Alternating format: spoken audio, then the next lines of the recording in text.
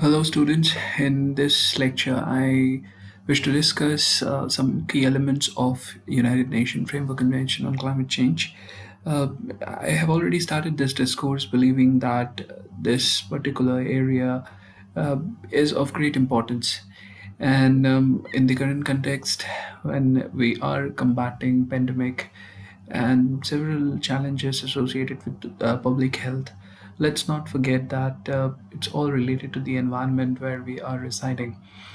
And of course, a virus is also part of the environment. And now, when we are emphasizing on hygiene, we are emphasizing on sanitization, we are emphasizing on a proper waste management, it will take you to not just public health law, but also environmental law and a bigger context, the climate law itself. And given in this particular condition, when the global temperature is escalating like anything, the adapting factor of not just human beings but also other organisms, including viruses, is of a great importance. I believe it's a scientific notion, though, but when it comes to legal, understanding with respect to climate change, a few basic elements are of great relevance, and I wish to discuss that from the context of Framework Convention on Climate Change. In this lecture, I will discuss upon adaptation, capacity building, and a part of technology transfer. And subsequently, I'll emphasize on climate finance, RED and land use, some other loss and damage also to a certain extent if possible. Adaptation, well, in general connotation, you all know what is the meaning of adaptation, and the world where we are residing, it's already experiencing a lot of changes up lately, right? And when I'm saying up lately, I mean not just couple of weeks or couple of months with respect to the lockdown, but I'm referring to for last 1 decade or so, where there is a shift in seasons, there is an increasing frequency of extreme weather conditions, and our climate change impacts are pretty much apparent.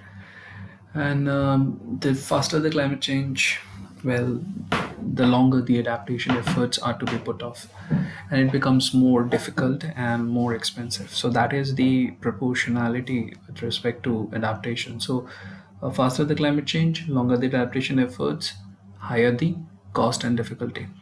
So why adaptation is required? Now, what do you mean by adaptation? From the context of climate change, adaptation refers to adjustments, right, which is there in ecological or socioeconomic system. Now, why we want these adjustments? These adjustments are, of course, in response to an actual and expected climate stimulus, and also their efforts, if are there to combat the adverse impacts or effects. Now, in this process, there are several changes that human beings are required to make in the process of adaptation.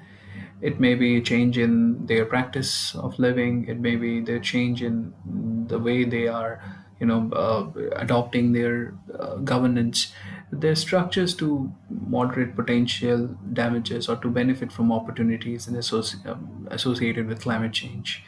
So in a way, the countries and even the local communities, they need to develop an adaptation response, or so-called a solution, in order to combat this climate change. And they have to implement the action to respond to the impacts of climate change, which is already happening. And they have to also stay prepared and alert for any kind of future impacts. Now, I believe you are all aware that there is a proverb in Hindi that "Sone pe suhaga," and when we are already facing this lockdown, you must have heard about the cyclone alert in Orissa, West Bengal, the coastal states especially, with respect to cyclone Imphan, if I'm not wrong, Imphan. So now the thing is that when you talk about combating such a situation where states like Odisha, lower part of West Bengal, even countries like Bangladesh, which are very Assam, vulnerable to several climatic conditions, plus cyclones, for example, in Odisha. And we have seen over the period of time, Odisha have really honed its, measures, response measures from time to time to combat such cyclonic, incidents. And we have seen it's how we deal, and that's what makes us. Even with respect to the pandemic, we have seen Kerala have really dealt well in comparison. Now, the thing is that because they have an experience of combating Zika virus. So, like the way you deal with the issues and gradually you adapt yourself, you adopt your programs also accordingly. Now, what kind of adaptation solutions that are required for taking any, climate related actions? Well, it depends upon the context of in the context of the community where which is involved, which is vulnerable, the business which we are dealing with, the organizations which are engaged in that, the countries and their geographical regions.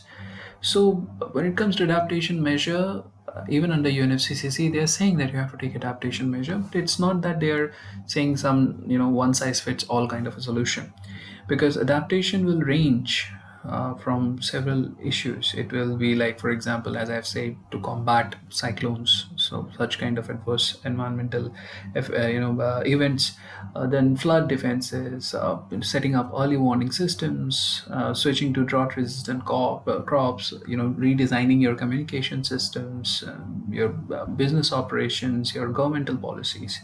So countries, communities, they are all already taking several steps to build a resilient society and economy, but considerably a greater action and ambition will be required to have a very cost effective management of these risks, be it at this present point of time or even in future.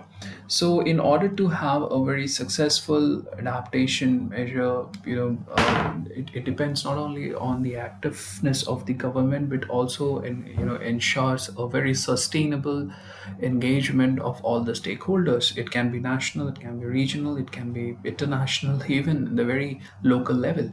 And it can be private, it can be public, it can be civil society organizations. So their effective, sustainable engagement, sustained engagement, their effective management of knowledge, all these things are required. And when it comes to adaptation to impact of these climate changes, it must be undertaken across several regions, several sectors, not a particular sector. Now, when I'm referring to sector, what I mean? Well, when I'm referring to sector, it means industries, then real estate, transport, forests, so on and so forth, agriculture. So even the parties to the Framework Convention and even under Paris Agreement, they have recognized that adaptation is a global challenge and it is faced by almost all the countries in all levels: international, regional, national, subnational, local, municipal, whatever. And it is also a key component of a long term global response to climate change to protect the individuals, to protect the people, their livelihood, their ways of living, their ecosystem as large. So the parties which, they realize that they have these challenges, and the parties, they also acknowledge that the adaptation action should follow a very country driven, sector oriented, gender responsive, participatory, and fully transparent approach, which will consider vulnerable groups, communities, ecosystems, and it should be also based on and guided by the best available scientific information. And as appropriate it is with the technological technological knowledge, along with that the traditional knowledge, the knowledge of indigenous communities, local communities, with a view of integrating adaptation into a very relevant socio-economic and environmental policies and actions. Now, in order to do that, the parties, in order to address adaptation, they have from time to time ensured that there should be proper assessment, environment impact assessment, as you all know. So, assess the impact, assess the vulnerability, assess the risk, then plan for it, then adopt a national action plan. So, in order to assess, you need scientific engagement, you need engagement of wide range of other stakeholders at the same point of time. Then, when you adopt this plan of action, while doing so, you have to also engage the stakeholders and also raise the awareness and ambitions. Then you provide all the political space which is required for such engagement, right? And once you have this plan for adaptation, then you have to ensure its implementation. Now, in order to implement all these adaptation measures, you have to also share information, knowledge, guidance. You have to strengthen your institutional and technical capacities.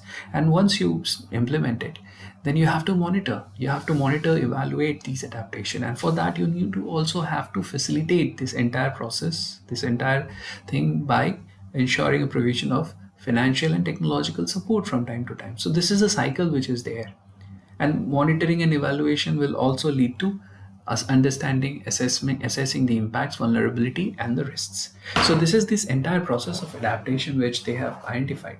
And in the spotlight of this adaptation, there are several such activities which has been adopted and under the Framework Convention's work streams. Now let's go with the first one, which is known as the National Adaptation Programs of Action. Now, this National Adaptation Programs of Action was first adopted in COP7 in Marrakesh in 2001. And parties acknowledge that the specific needs of these least developed countries, in that they are pretty much, they are the least capable of dealing with the adverse effects of climate change.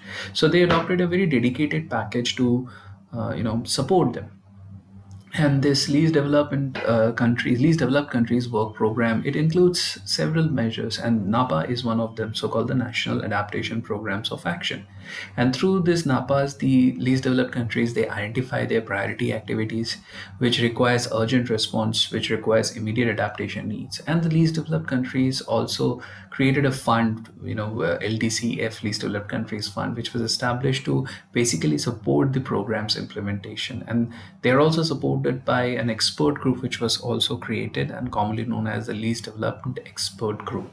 Now, when it comes to national adaptation plan which we are talking about, then the conference of parties which established this national development plan in the process of COP16 in 2010 to enable the parties to this particular convention to formulate, to implement national adaptation plans.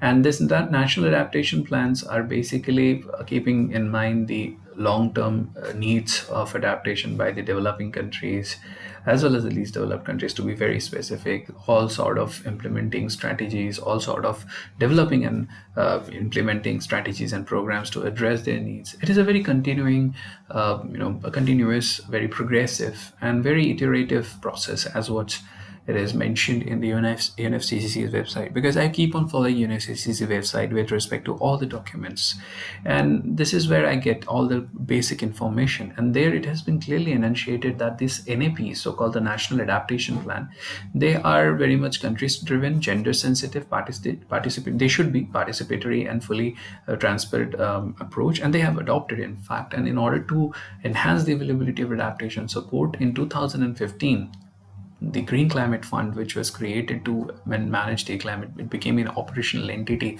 of climate finance under UNFCCC. It was created, and it was given additional responsibility to ensure that all these adaptations programs are supported from time to time. Now, there is an adaptation committee also, which was established in 2010, COP16 itself.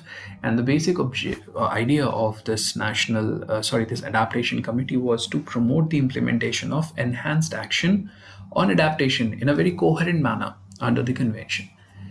Basically, the function of this committee was to provide technical support, to guide the parties, to provide and share relevant information, knowledge, experience, good practices, to promote synergy and strengthen engagement, to provide information, and to recommend for consideration by conference of parties from time to time, and also to consider information communicated by the parties on monitoring and reviewing the adaptation, so that this cycle, once you implement, and after that what you have to ensure monitoring and surveying matters should be informed also, so that accordingly they can understand the vulnerability and they can assess the gaps also, and accordingly they can make necessary changes in the process of adaptation, because it is very close to poor countries, least developed countries, even developing countries. Why? Because when it comes to adaptation measures, they are comparatively cost effective. Why I'm saying comparatively?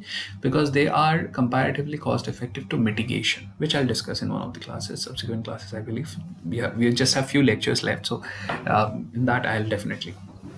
Now, the thing is that with respect to mitigation, I have also shared a material in Google Classroom as well as in Easy Class. Please refer to some of those articles that I have shared with respect to adaptation mitigation. In a very simpler language, it has been very nicely articulated. Please go through those articles in your spare time.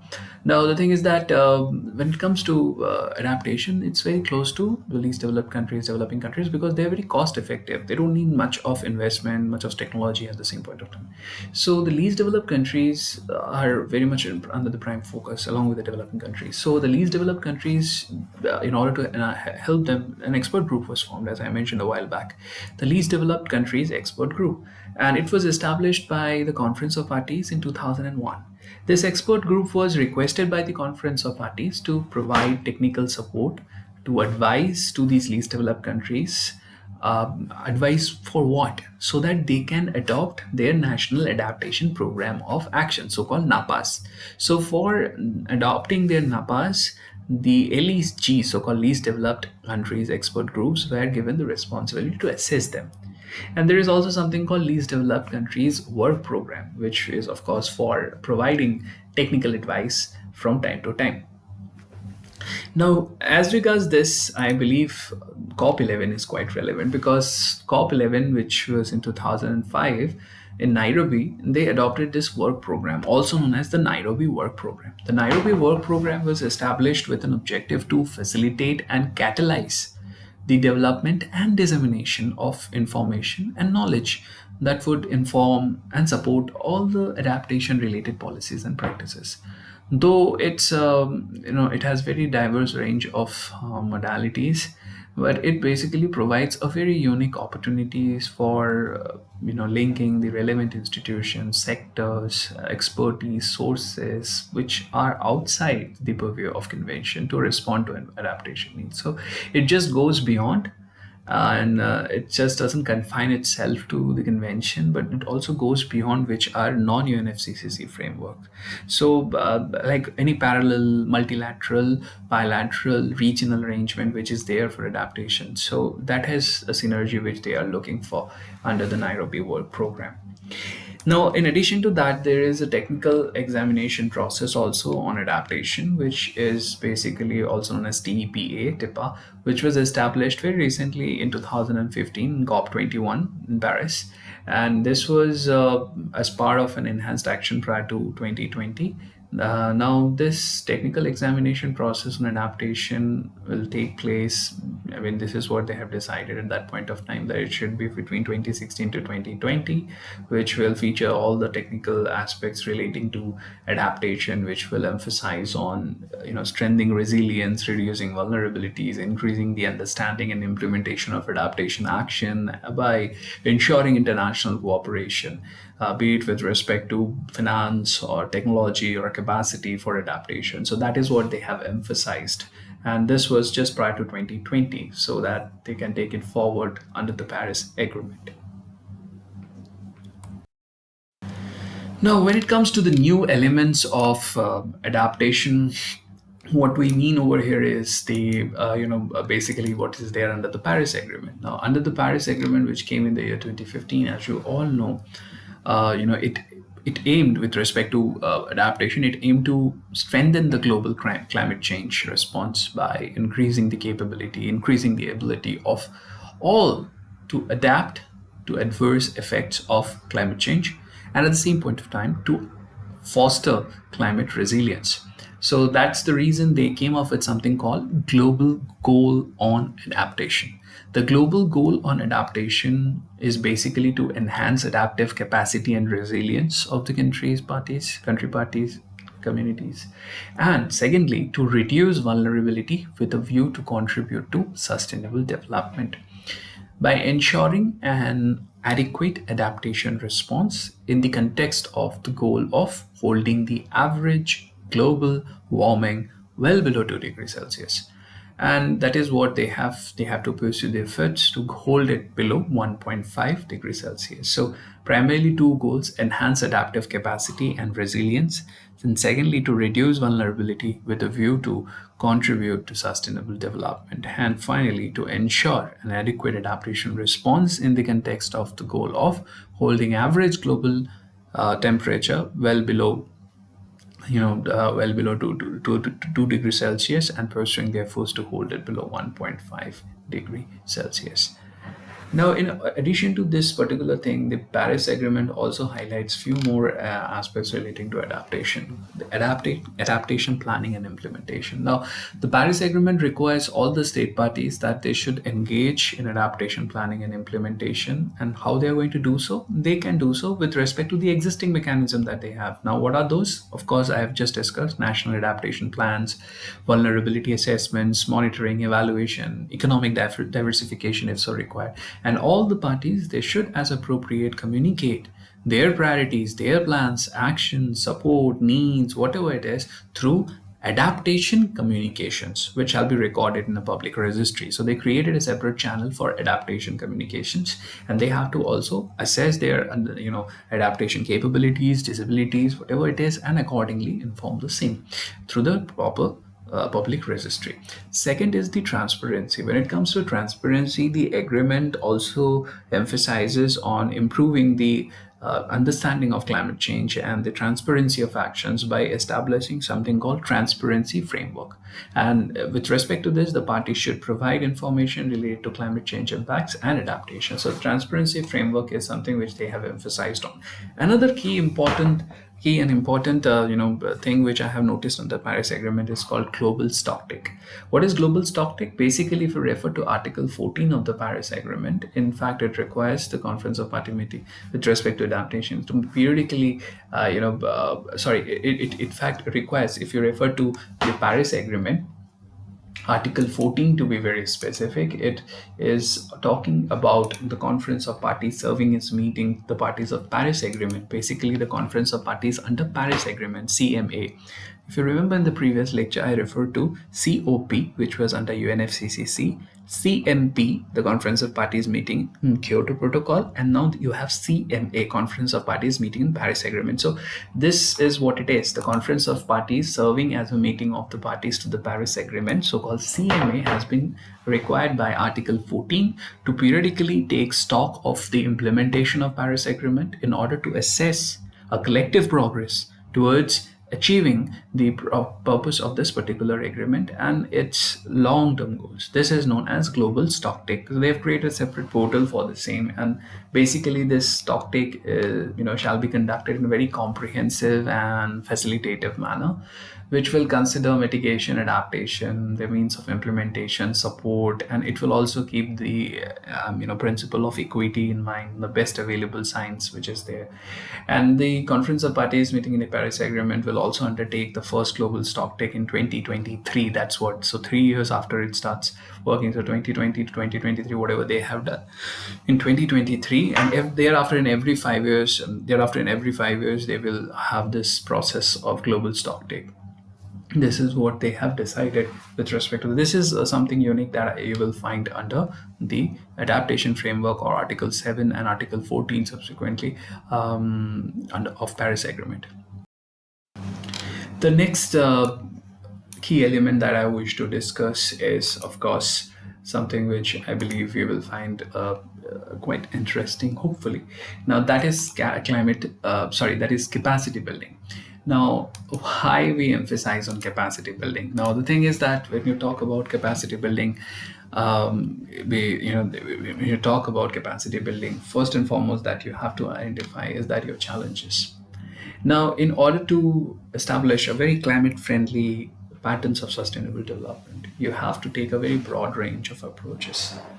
Now, for that, you have to identify, you have to plan, you have to implement your adaptation actions, your mitigation actions also. You have to facilitate technology development. You have to enable your climate finance. You have to develop relevant aspects of awareness, generating dissemination knowledge like education, training, public awareness, etc. And then you have to also ensure the communication of information. And this has to be done in all the levels. Now, when it comes to the climate change and capacity building with respect to climate change, we have to divide into three aspects, like individual level, institutional level, and systemic level. Now, when it comes to individual level, you have in a very individual level, You have to change your attitude, your behavior. You have to impart knowledge. You have to develop your skills. You have to maximize the benefits of participation. And that's what it means in short. As an individual and targeting the individual, both. As an individual, that is a responsibility upon each and every one of us to maximize our knowledge, to impart knowledge that we already have, to hone and develop our skills to change our attitudes, our behaviors, right? Now, when it comes to targeting the individuals, that is also quite important. We have to maximize the benefits of their participation and by engaging them, right? By ensuring the knowledge is going on to them, because they will at the end of the day they will at the end of the day effectively address the challenges of climate change and achieve sustainability.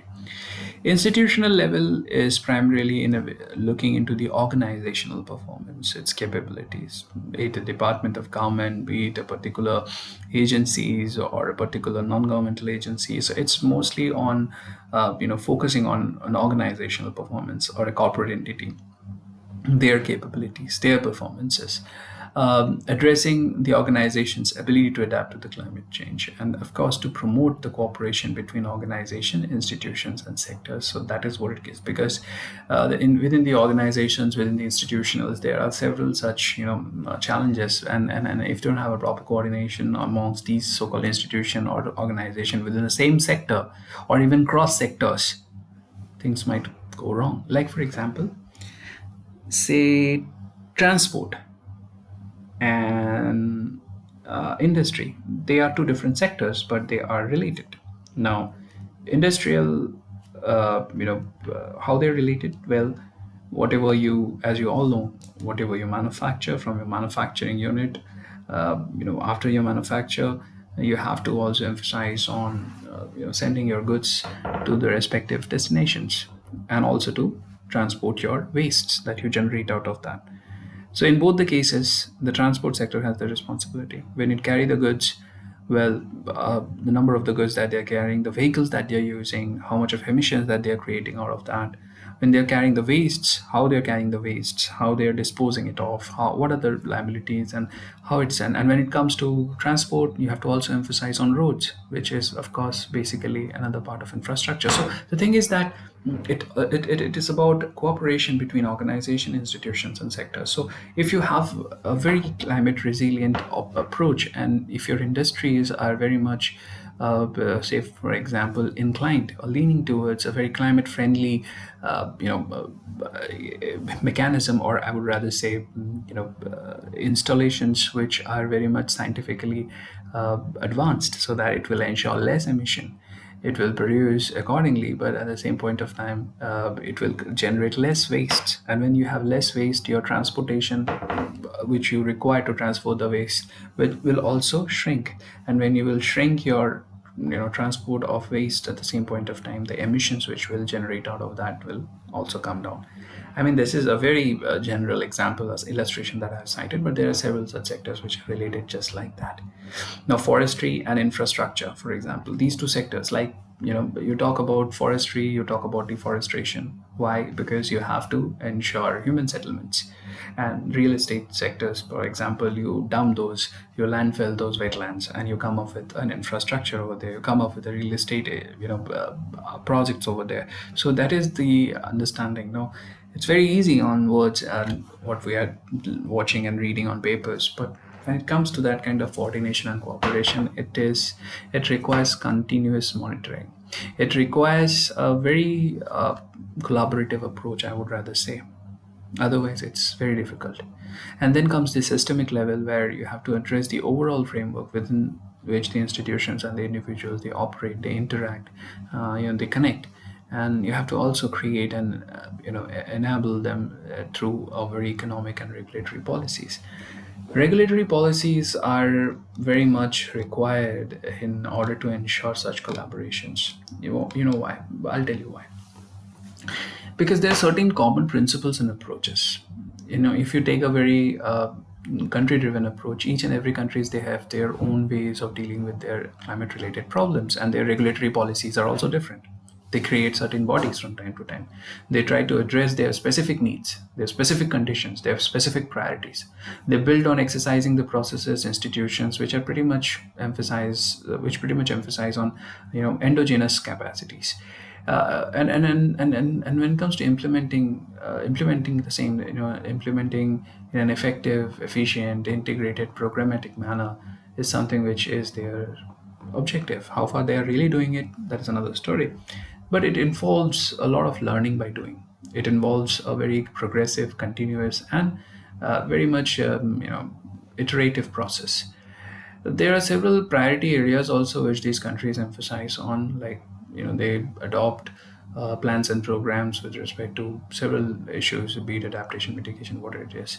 They highlight their national greenhouse gas inventories. They emphasize on educating their individuals, their nationals, training them, generating awareness, investing in technology. Technology is something there which is required, in order to understand these things. And from time to time, we have also seen that these so-called framework for certain countries, especially the developing countries, their focus is more on institutional capacity building. They also give special attention to specific needs of their own countries.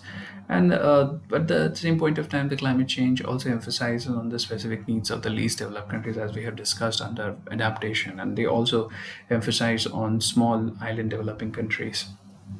So like that, if you refer to Kyoto Protocol, which I have discussed, there is also something called accounting the modalities under the Kyoto Protocol. There is a reporting obligation. There is also a provision for projection and estimation of greenhouse gases emissions, so on and so forth. So these are the common elements and specific provisions relating to capacity building, which plays a very significant role in effectively addressing the challenges of climate change and achieving sustainability. The next factor which I wish to discuss here is technology transfer. Now, when it comes to technology transfer, well, this is something which you all are pretty much aware of. Climate technologies are of huge importance. Why is it so? Why climate of that importance? Now, the thing is that when it comes to technology development and technology transfer, there are two elements of it. One is technology development, another one is technology transfer. Technology development basically emphasizes on investing in R&D and developing your own technology, indigenous technology in their national level, which will address the problems of climate change, and then you also transfer the same. Let me be very clear with you. What I'm doing through this lecture is exploratory in nature, very much exploratory in nature, descriptive in nature. I'm giving you what is there in this entire framework, but it's not a critical evaluation. It's not at all a critical evaluation. But if you look into the critical evaluation, I've shared some articles already, and there are several critical and appraisal relating to all these elements. How far they are actually happening in real sense. Now, the technologies that we usually use to address the climate change are known as climate technologies. And these climate technologies helps us to reduce our greenhouse gas emissions. This involves, say, all these new and renewable energies like wind energy, solar power, hydropower, and they are basically to adapt to the adverse effects of climate change. And we use climate technologies for combating these issues. Like, for example, we have started using drought resistant crops. We have invested on early warning systems in meteorological department. We came up with the sea walls.